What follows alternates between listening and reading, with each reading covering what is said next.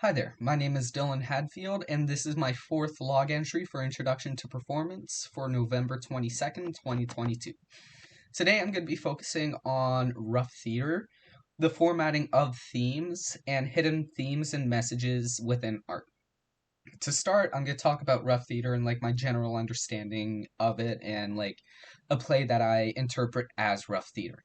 And to start with my general understanding, rough theater is a type of theater that tends to be funny or sexual that will include audience participation where the audience typically tends to know that they're watching a play that they're watching something that was created to tell this message, in my opinion. That's what I believe rough theater to be. And rough theater can also be set anywhere. It can be set online, through it can be set online with Karen, or it can be set in a stage, in a studio, like everybody, which are two performances that I consider to be rough theater. Karen being rough theater because it's audience participation. They're interacting with Karen. It's set online. The audience knows that this is a type of while I don't consider it, me personally, while I don't consider it a play, I know for the sake of this class we are, and for the sake of this class, in my opinion, if we're considering it to be a play, I consider Karen to be rough theater. And with everybody, I also consider that to be rough theater, with the audience participation we saw with our classmate, with my classmate, and also just I knew it was a play, it was funny, it was sexual in some ways, where they would make everybody almost strip down to down to her clothes. They had her stop a little too early, in my opinion, for that to really hit. It's sets in this studio and audience, yeah. Next, I'm going to talk about the formatting of themes and how you use or how you says noun, verb, noun. And I never really looked at it like that. I looked at theme as themes can be discrimination, theme can be injustice, but not noun, verb, noun. That's a really cool way of formatting it, and it opens up a lot of windows.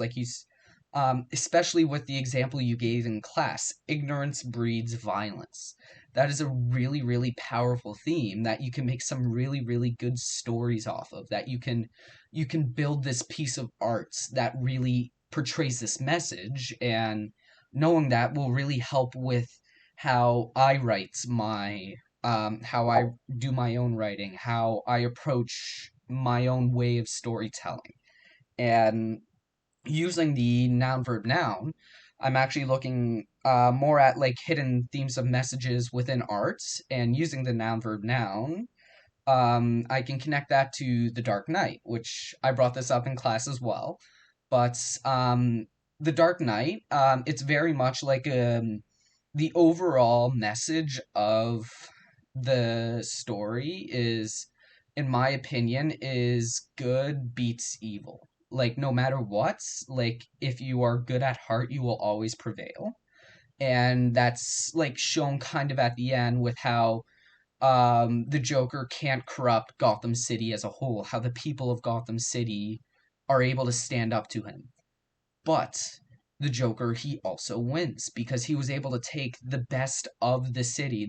He was able to take the best of the people among the city within Harvey Dent and break him and bring him down to his level.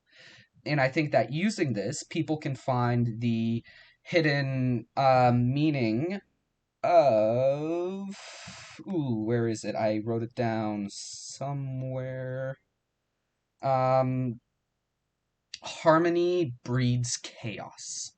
And I thought that was a really powerful hidden meaning that can be found within this movie because the Joker, he calls himself an agent of chaos. He's unknown, he's a mystery. And if interpreted wrong, that can be very dangerous for our society, and we have seen examples of people interpreting that message wrong.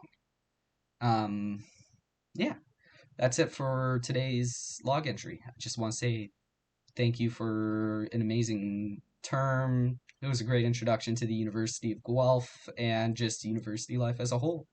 Thank you.